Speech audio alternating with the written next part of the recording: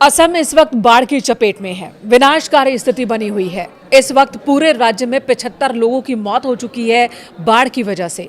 राज्य के कई जिलों में लगभग 4 लाख लोग बाढ़ से सीधे तौर पर प्रभावित हैं। असम सरकार और राष्ट्रीय आपदा प्रबंधन प्राधिकरण यानी कि ASDMA के मुताबिक ये आपदा पिछले 60 सालों की सबसे भीषण बाढ़ में से एक है। विशेष रूप से उन जिलों को भी इस बार बाढ़ ने अपनी चपेट में ले लिया है जहां पहले इस तरह की स्थिति नहीं देखने को मिली। राज्य के ऊपरी और मध्य क्षेत्रों की बात करें तो भारी मॉनसूनी बारिश लगातार जारी है। पड़ोसी राज्य नागालैंड के पहाड़ी क्षेत्रों से आने वाले पानी के कारण ब्रह्मपुत्र और उसकी सहायक नदियां उफान पर है। इस वक्त 7 प्रमुख जिले विभीषिका से जूझ रहे हैं। सबसे ज्यादा कहां परेशानी है आपको बताते हैं और सरकार और प्रशासन की ओर से क्या कदम उठाए गए ये भी आपको बताते हैं और आने वाले दिनों में आखिर असम को इस बाढ़ से राहत कब मिलेगी, क्या अनुमान है, ये भी जानेंगे।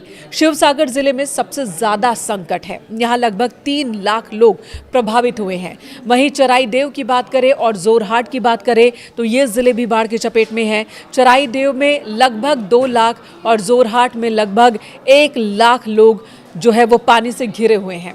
गोलाघाट में धनसिरी नदी के खतरे के निशान से ऊपर बहने की वजह से बाढ़ आ गई है। वहीं नागांव और कामरूप भी आंशिक रूप से प्रभावित है। असम के बाढ़ प्रभावित क्षेत्रों से आ रही ग्राउंड जीरो की तस्वीरें और वीडियोस बहुत ज्यादा डराने वाली और दिल को झकझोर देने वाले हैं।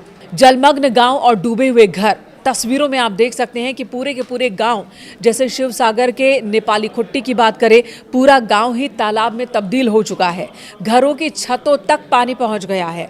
लोग अपनी जान बचाने के लिए घरेलू सामान लेकर छतों पर या ऊंचे पेड़ों पर शरण लिए हुए हैं।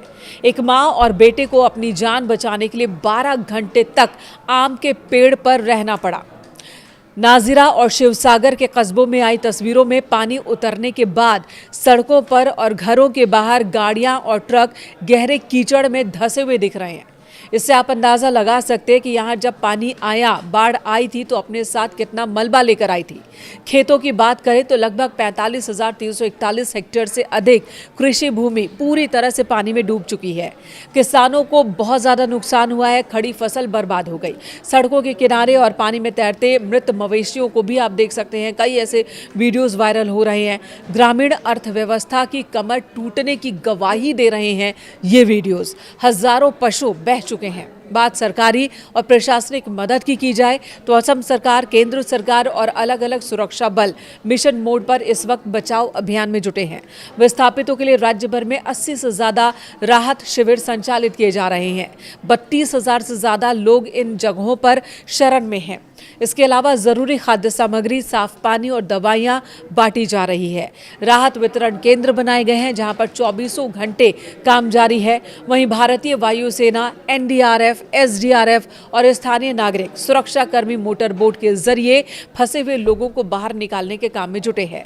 जिन सुदूर इलाकों का सड़क संपर्क टूट गया है वहां वायुसेना के हेलीकॉप्टर्स की मदद से फूड पैकेट्स और दवाओं का वितरण हो रहा है, क्योंकि जब बाढ़ आती है तो समस्या खाने पीने की ही नहीं होती बल्कि संक्रमण का डर भी बढ़ जाता है।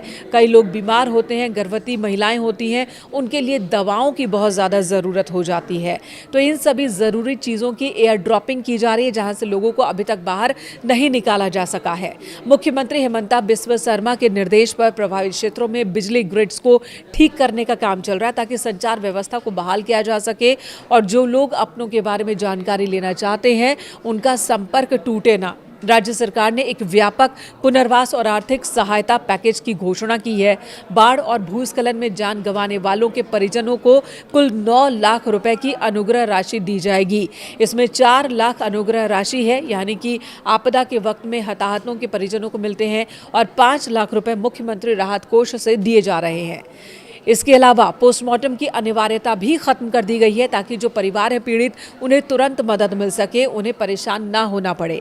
1 लाख से अधिक गंभीर रूप से प्रभावित परिवारों को सीधे तौर पर 15,000 रुपए की नगद वित्तीय सहायता भी दी जा रही है।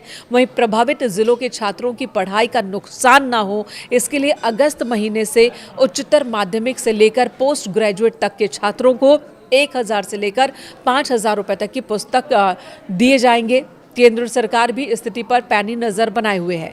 एक वीडियो सोशल मीडिया पर वायरल है जिसमें एक बच्ची सड़क किनारे अपने किताबों को सुखा रही है जो बाढ़ में भीग गए और इसी वीडियोस पर सबका ध्यान आया। इधर सरकार ने भी कहा है कि जिन भी बच्चों की किताबें बाढ़ की वजह से बह गई हैं या फट गई हैं, गल गई हैं, नुकसान हुआ है, तो सरकार की ओर से उन्हें मुफ्त में किताबें उपलब्ध करवाई जाएंगी। प्रधानमंत्री नरेंद्र मोदी ने राज्य के सांसदों और मुख्यमंत्री से मिलकर असम को हर संभव केंद्रीय मदद और वित्तीय सहयोग देने का भरोसा दिया। हालांकि कुछ इलाकों में पानी धीरे धीरे अब कम होने लगा है, लेकिन महामारी फैलने का खतरा और विस्थापितों के पुनर्वास की प्रशासन के सामने एक बड़ी चुनौती है, जिसकी व्यवस्था करनी होगी प्रशासन को और आने वाले दिनों में त्वरित गति से इस पर काम करने की जरूरत है।